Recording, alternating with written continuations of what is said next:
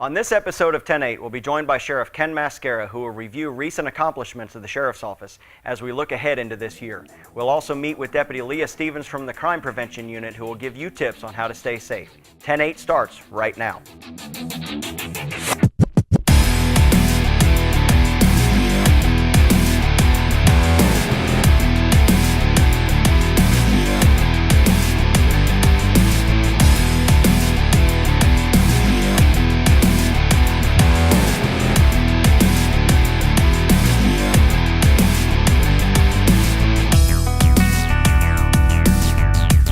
Welcome to 10-8, your inside view of the St. Lucie County Sheriff's Office. I'm your host, Lieutenant Chris Ciccio.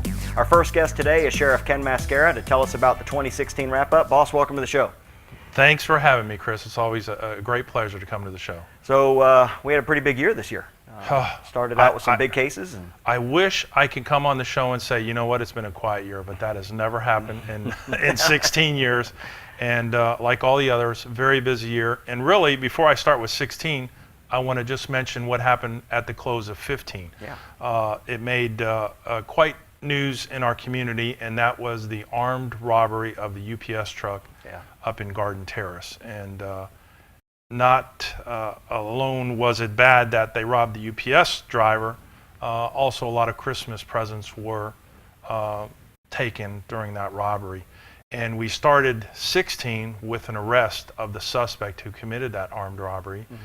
And that arrest was due to two reasons. First of all, the community support, which gave us a tremendous amount of information, and our crime scene, who put together a case of forensic evidence that tied that suspect to the armed robbery. Wow. So it was a great start of the year with closure of that case. And as the year progressed, we continued to just get busier and busier. We're still busy. And we still got a week left. Well, we had a big terrorist incident that took place up in Orlando that had local ties. Correct. And that brought you in, and I think that was a big plate that you had to carry as well. What was our involvement in that particular case? Well, I was called the morning of the attack. It occurred on a Saturday night, early Sunday morning. I was called at about 5 a.m. By a sheriff from Seminole County, Don Esslinger, who put me on a speakerphone and said that I was on a speakerphone in a command bus in Orlando, and that the FBI was there, other agencies were there, and they felt that the shooter was from Fort Pierce. And I said, you have to be kidding me. And he said, no, I'm not kidding you. And from that it progressed that they had identified Omar Mateen from St. Lucie County as the shooter. And we sent assets to meet the FBI to his home here in Fort Pierce, where we secured, and then further went on to bring in the bomb unit to clear it, further went on to assist FBI with the search.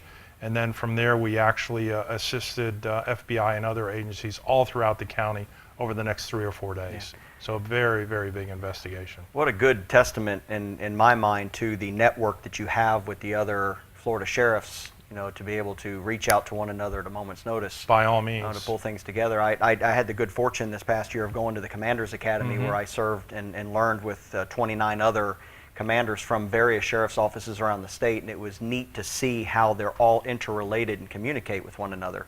And Florida is the safest it has been since record keeping, 45 years. And the testament to that is the great collaboration of all the law enforcement agencies in Florida to keep our residents, our visitors, and our families safe. Yeah. And shortly after the Orlando massacre, we had the arson at the mosque. Well, there was one other incident, and that was the battery in front of the mosque. Yes, which occurred, which resulted in an immediate arrest. And then, of course, the arson of the mosque. Yeah. And again, I go back to our community partnerships and our standing in the community, and it was a tip that led to the arrest of that arsonist. Wow. So what other notable cases do we have throughout the rest of the year? We continue to safeguard our most vulnerable, and that's our children, our community. Last year we made a record number of arrests of people who downloaded child porn and or produced child porn. And each and every time I see one of these cases, I just can't, I can't fathom a parent that has to deal with this pain that their child or children have gone through due to someone else's sickness. And we continue to focus our assets to prevent our most vulnerable. And while we're protecting our most vulnerable in our community, we also want to build relationships with them. And our relationships is a wide brush in the Sheriff's Office, through our school resource deputy unit, through our patrol deputies, through our STAR team, through our crime prevention unit.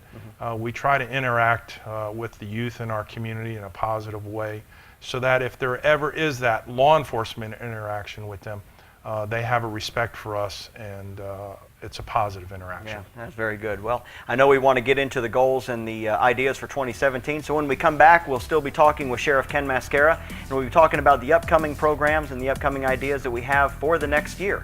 Don't go away, you won't want to miss it.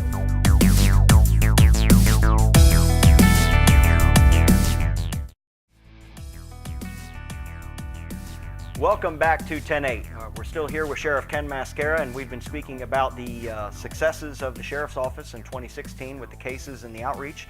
And what do we look forward to in 2017? We want to continue to build on our partnerships in the community. And I think we want to continue to be focused with youth and young adults through our Teen Driving Challenge. We're teaching them how to drive safely. Through a new initiative that our school resource deputies have started, we are teaching them the challenges that faces law enforcement, and also we are understanding their challenges as young adults. So it's a great partnership. We continue to be partnered with the Boys and Girls Club and PAL, and we want the youth of this community to know that their Sheriff's Office is there for them, is their support system, and to call us when they feel they need us. Yeah, and I think those partnerships that we're working on building make a tremendous difference when, like you said in the last segment, when law enforcement has to take place, and inevitably it does. By all means. We've built relationships with folks. It's almost like a parent-child relationship. When, when my child knows that I love them, you know, the discipline is a lot easier. You know it. It is a lot easier. Now, you've authorized over the last couple of years kind of a shift in focus for the school resource deputy unit during the summertime. Where instead of putting them to work on task forces and things like that, you've got summer camp programs going on. And is this to further that partnership? By all means, we're reinforcing that partnership. We want these kids to know that when there isn't school, there are still resource deputies out there that care about them. We offer summer camps all throughout the county, which is attended widely by our youth in our community. And this year, for the first time, we offered a swimming camp. And we saw an uptick on children who drown, who are left alone. And we wanted our youth in our community to know how to swim, and it was a great success. I know that we had sent, I believe, 6 or 7 school resource deputies that are now certified through the American Red Cross, another partner that we work with. Correct. To facilitate swimming programs, which is not very much heard of in law enforcement circles. That is correct. You know, we want to be on the cutting edge of new initiatives that keep our community safe, from youth all the way to our seniors. And that's our continued goal for the Sheriff's Office. Now, what would you believe is your biggest challenge, you know, going into 2017 that you face? You know, we've had a lot of recent, you know, dialogues with narcotics and with partnerships and things like that. So, what do you believe the biggest challenge we face is? Well, a couple of years ago, you know, I go to many different conferences where my peers from not only the state of Florida but across the nation are there. A couple of years ago, I heard about the heroin epidemic that was affecting the Northeast. And I said, you know, we haven't seen that yet. Well, it's here. And we are facing one heck of an epidemic, and I think it's only going to get worse in 17. And we're putting initiatives in place to stop it from getting worse. And I hope 17 is the year that we can say we defeated this epidemic that's been grasping at our community. Absolutely. I've seen somewhat of a shift in how our narcotics unit handles those types of investigations, where it used to be, you know, make the arrest and then move on to the next case, and now it seems that they're digging a little bit deeper. By all means. You know, with the evolution of Narcan, you know, that we have now in the agency, where the deputies have materials to help save lives, but the detectives are going beyond that. Correct. They're trying to find the root of Yeah. the supplier, and let's stop that, and let's get that person whose life we saved into some kind of rehab to prevent them falling into addiction again. Right, and it's been neat over the last, over my career to actually see that whole pendulum shift. Where it's almost like we're going back to that term of community policing, but in the new age. By all And means. community policing today looks different than it did 20 years ago. We can't arrest everyone out of our problem. We have to offer solutions, and we're offering solutions. Wow, it's good to be a part of that cutting edge. By all means. By all means. When we come back, our next guest will be Deputy Leah Stevens from the Crime Prevention Unit to give you tips on how to keep you safe. Don't go away.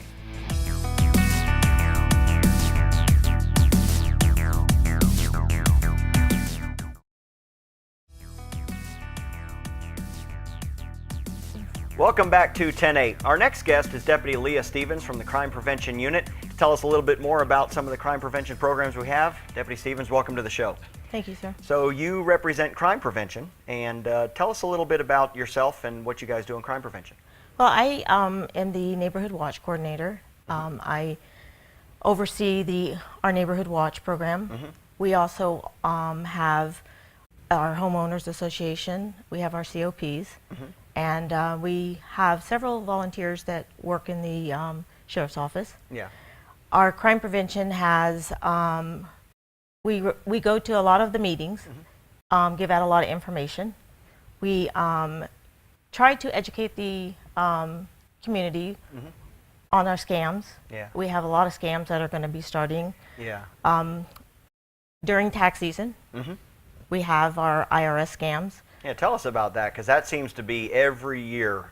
In my last duty assignment, I worked in criminal investigations, and it seemed like February, March, April, we had an influx of tax scams. I think it's important for our viewers. So how does that go about? Is this like an identity theft kind of thing? Well, most people don't realize it until they get ready to file their taxes and find out somebody else has already filed under their name.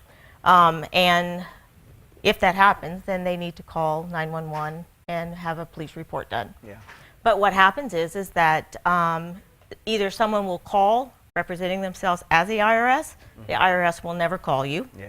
Never call you, and they will never ask for you to send them money in gift cards, which just seems to be a trend. Also, if someone has filed under your name, you need to get with the IRS. Absolutely. And the IRS won't deal with you unless you've done a police report. So you have to do a police report. Also, identity theft.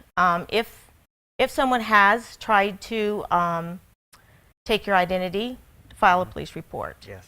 If somebody's attempted to and hasn't already done it, contact our crime prevention, and we have information that we can give you with phone numbers. Absolutely, absolutely. Now, I think a lot of that information is available on our website too. So if people need that as a resource, they can call you.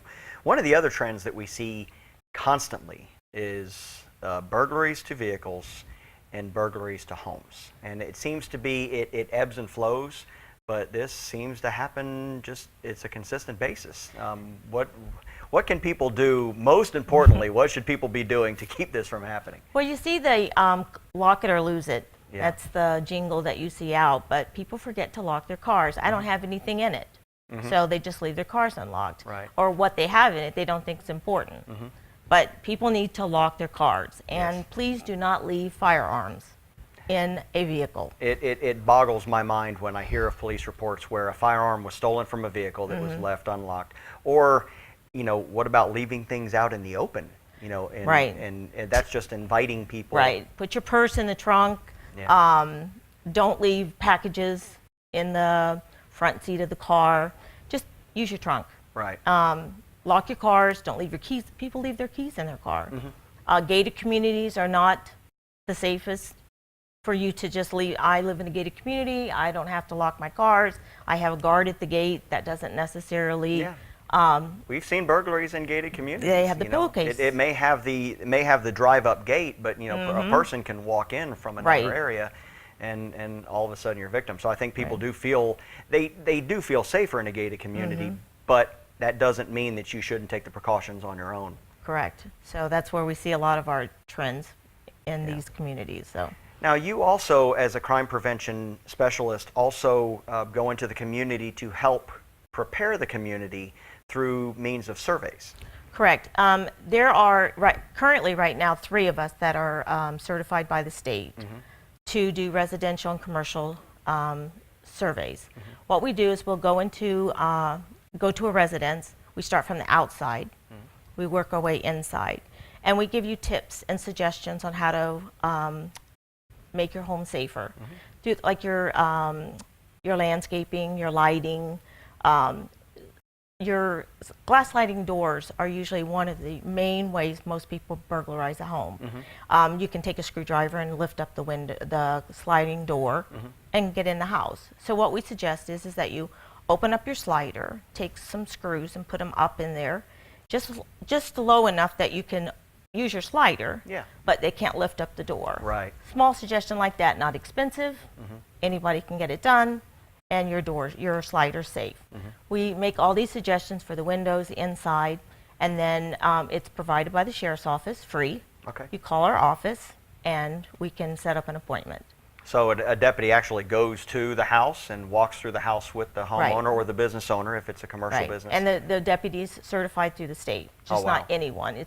They have to be certified. So specially trained. Right. And a lot of these items, from what I understand, just like you explained with the sliding glass door, they're kind of common sense items, but it may be for us, but not necessarily for the public who really may not understand how a deadbolt operates. Right. Or how long the screws are that go into a deadbolt, so on and so forth. So how often do you guys get requests for surveys? We once we speak at a homeowners association or at our neighborhood watch and tell people that this service is offered, then we start getting phone calls. Okay. So if people want to get in touch with crime prevention, and how would they go about doing that? Phone number, online? 772-871-5303. And they'll call and make an appointment, and one of us will contact them, set it all up. We do it in the evenings. We do it in the weekends. So it's not just 8 to 5, because we have people who work. Yes. So a full-service law enforcement agency that not only deals with the aftermath, but also trying to protect the community and prevent up front to empower them. We'd like to be proactive, absolutely, not reactive. Deputy Stevens, thank you for being on the show. We'll be right back.